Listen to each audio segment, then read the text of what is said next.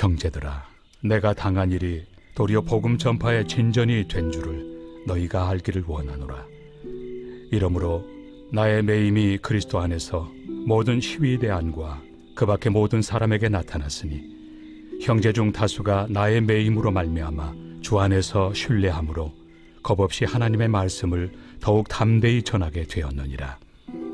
어떤 이들은 투기와 분쟁으로, 어떤 이들은 착한 뜻으로 그리스도를 전파하나니 이들은 내가 복음을 변증하기 위하여 세우심을 받은 줄 알고 사랑으로 하나 그들은 나의 매임에 괴로움을 더하게 할 줄로 생각하여 순수하지 못하게 다툼으로 그리스도를 전파하느니라.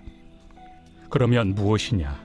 거칠애로 하나 참으로 하나 무슨 방도로 하든지 전파되는 것은 그리스도니 이로써 나는 기뻐하고 또한 기뻐하리라. 이것이 너희의 간구와 예수 그리스도의 성령의 도우심으로 나를 구원에 이르게 할 줄을 아는 고로 나의 간절한 기대와 소망을 따라 아무 일에든지 부끄러워하지 아니하고 지금도 전과 같이 온전히 담대하여 살든지 죽든지 내 몸에서 그리스도가 존귀하게 되게 하려 하나니 이는 내게 사는 것이 그리스도니 죽는 것도 유익함이라. 그러나 만일 육신으로 사는 이것이 내일의 열매일진데 무엇을 택해야 하는지 나는 알지 못하노라. 내가 그 둘 사이에 끼었으니 차라리 세상을 떠나서 그리스도와 함께 있는 것이 훨씬 더 좋은 일이라 그렇게 하고 싶으나 내가 육신으로 있는 것이 너희를 위하여 더 유익하리라. 내가 살 것과 너희 믿음의 진보와 기쁨을 위하여 너희 무리와 함께 거할 이것을 확실히 아노니 내가 다시 너희와 같이 있으므로 그리스도 예수 안에서 너희 자랑이 나로 말미암아 풍성하게 하려 함이라. 오직 너희는 그리스도의 복음에 합당하게 생활하라. 이는 내가 너희에게 가보나 떠나 있으나 너희가 한 마음으로 서서 한 뜻으로 복음의 신앙을 위하여 협력하는 것과 무슨 일에든지 대적하는 자들 때문에 두려워하지 아니하는 이 일을 듣고자 함이라. 이것이 그들에게는 멸망의 증거요 너희에게는 구원의 증거니 이는 하나님께로부터 난 것이라. 그리스도를 위하여 너희에게 은혜를 주신 것은 다만 그를 믿을 뿐 아니라 또한 그를 위하여 고난도 받게 하려 하심이라. 너희에게도 그와 같은 싸움이 있으니 너희가 내 안에서 본 바요 이제도 내 안에서 듣는 바니라.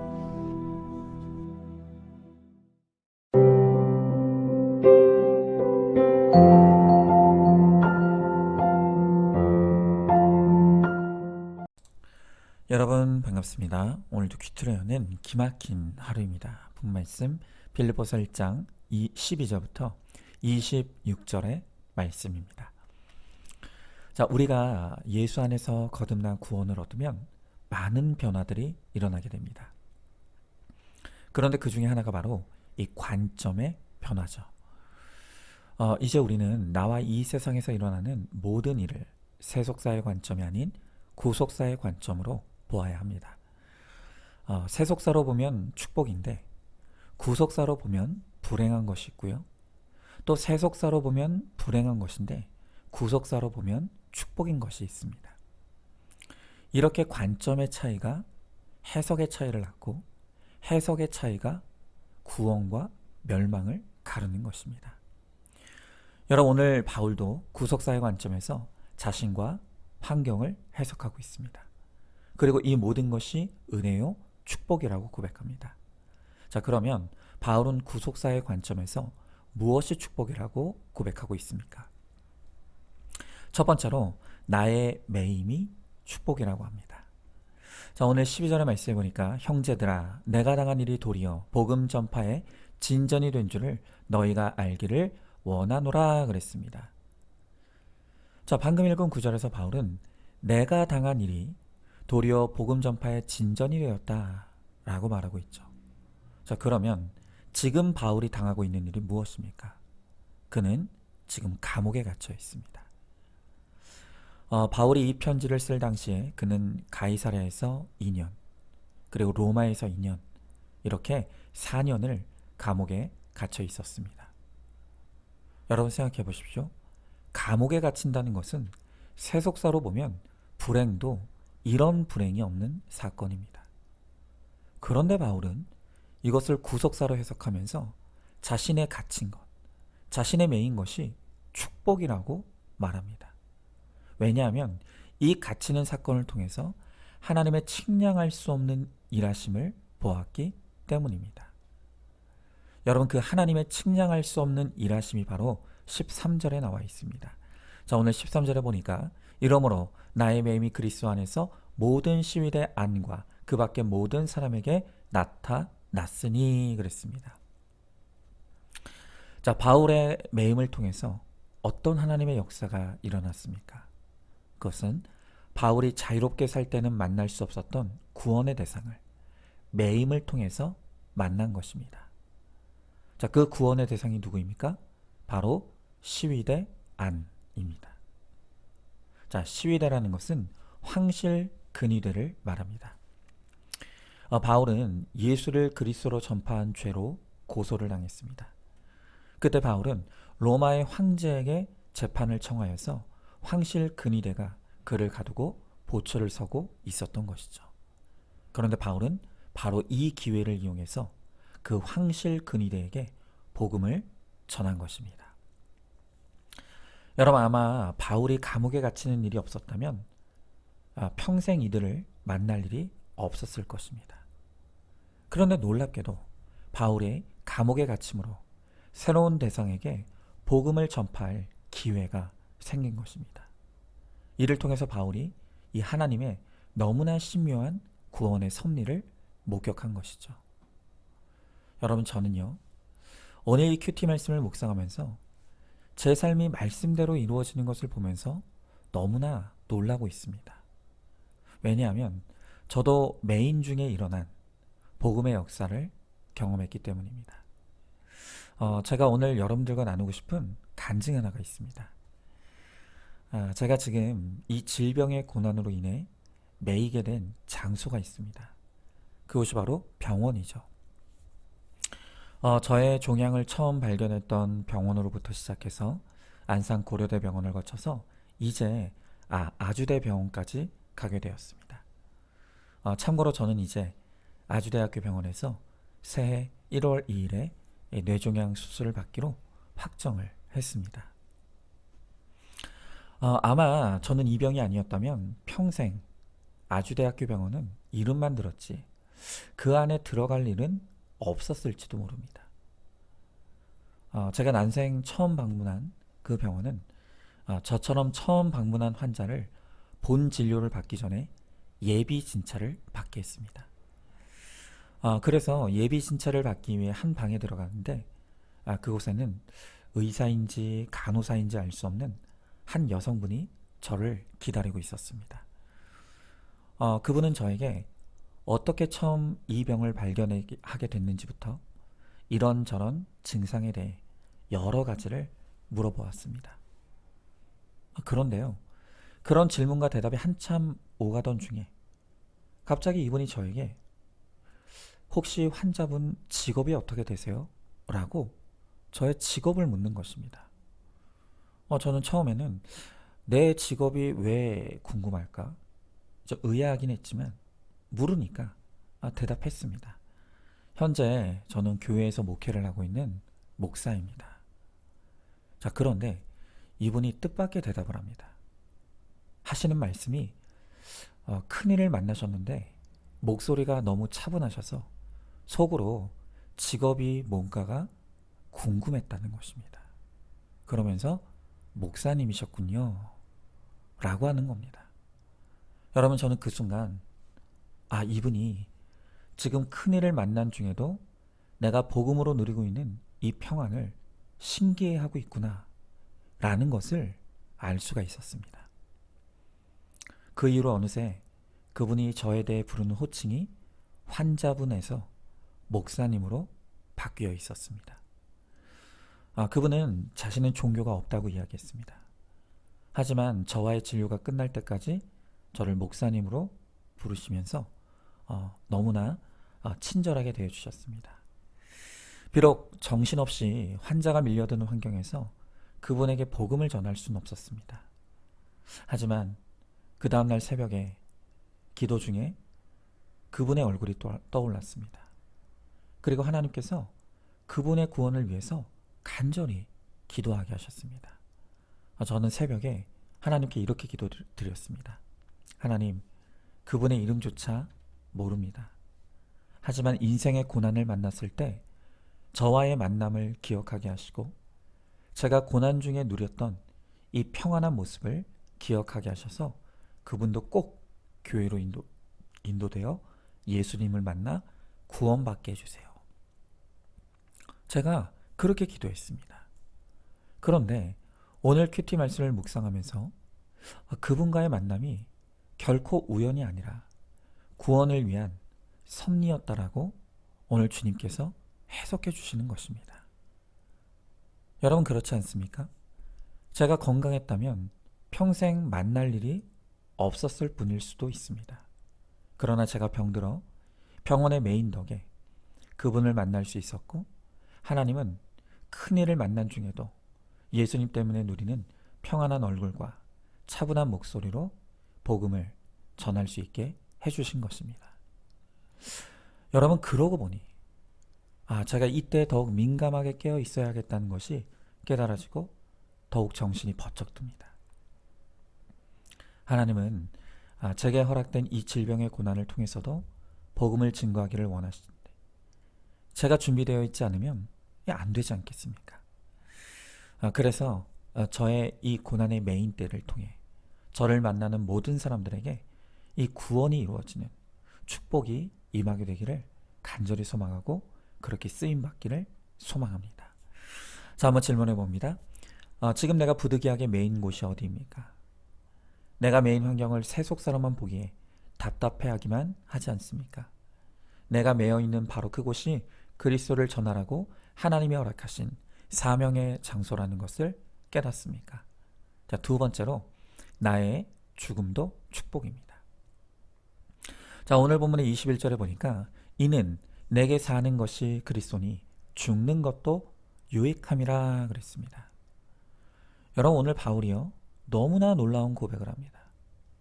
그는 죽음이 두렵지 않다는 것입니다.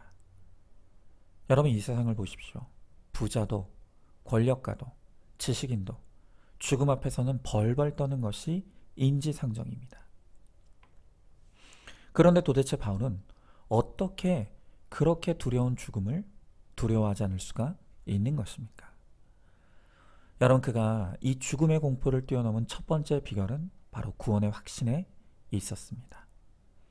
오늘 19절에 보니까 이것이 너희의 간구와 예수 그리스도의 성령의 도우심으로 나를 구원에 이르게 할 줄 아는 거로 그랬습니다.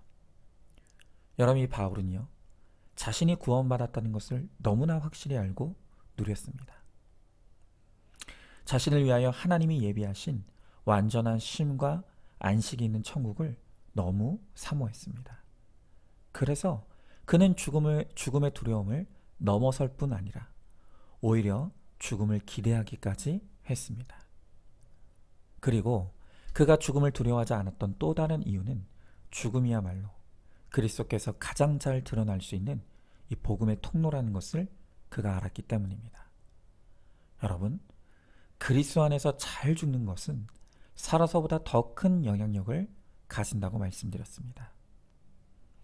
여러분, 저는 목회자로 살아오면서 정말로 죽음의 순간에 살아계신 주님을 잘 드러내어 온 가족을 구원시키는 귀한 성도님들의 죽음을 여러 번 목격했습니다. 그러나 또 반대의 죽음도 봤습니다.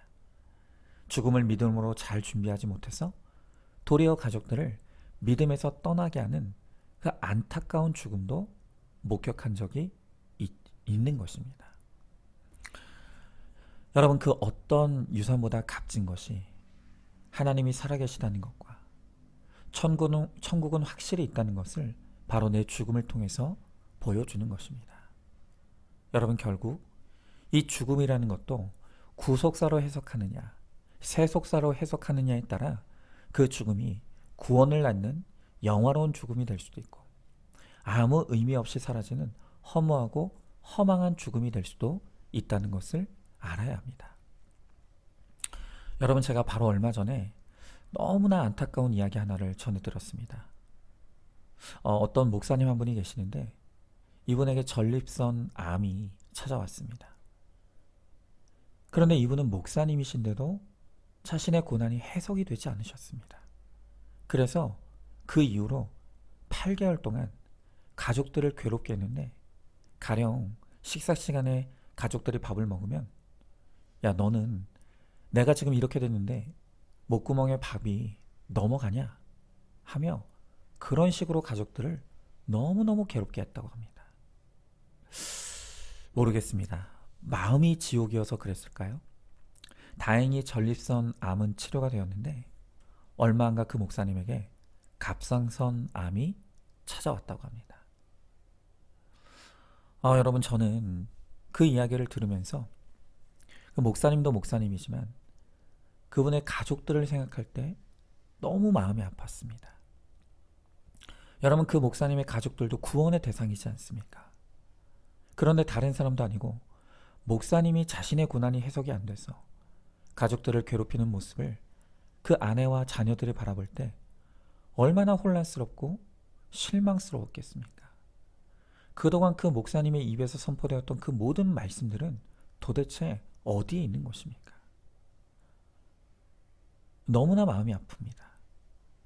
여러분, 우리는 구원받은 하나님의 백성이요, 또 다른 영혼의 구원을 책임지는 사명자입니다. 여러분, 그렇다면 우리는 평소에 미리 구속사로 우리의 죽음을 잘 묵상하고 준비해야 합니다. 그래서 어느 때 죽음이 나에게 임한다 할지라도 그 죽음을 통해 예수와 천국을 잘 보여주어서 내 가족들을 구원으로 인도하는 그러한 사명을 감당하는 우리 모두가 되기를 간절히 소망합니다. 한번 질문해 봅니다. 아직도 죽음이 두려워 회피하며 애써 외면하고 있지는 않습니까? 죽음이야말로 하나님의 살아계심과 천국의 존재를 보여줄 수 있는 가장 확실한 복음의 통로임을 알고 있습니까? 자, 세 번째로 사는 것도 축복입니다. 자, 오늘 본문의 24절부터 26절의 말씀해 보니까 내가 육신으로 있는 것이 너희를 위하여 더 유익하리라. 내가 살 것과 너희 믿음의 진보와 기쁨을 위하여 너희 무리와 함께 거할 이것을 확실히 아노니 내가 다시 너희와 같이 있으므로 그리스도 예수 안에서 너희 자랑이 나로 말미암아 풍성하게 하려 함이라 그랬습니다. 여러분, 사실 이 바울의 개인적 소망은 빨리 천국에 가는 것이었습니다. 23절의 말씀에 보면 차라리 세상을 떠나 그리스도와 함께 있는 것이 훨씬 더 좋은 일이라고 그는 고백을 합니다. 우리가 흔히 어른들이 내가 빨리 죽어야지 하는 말이 사실은 더 오래 살고 싶다는 뜻이라고들 합니다. 여러분, 그러나 바울에게 있어서 빨리 죽고자 하는 것은 빈말이 아니었습니다. 그는 정말 그것을 소망했습니다.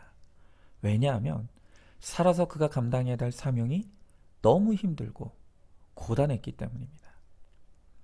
그런데 그런 바울의 개인적 소망에도 불구하고 그는 자신이 아직은 죽을 때가 아니라는 것을 알았습니다.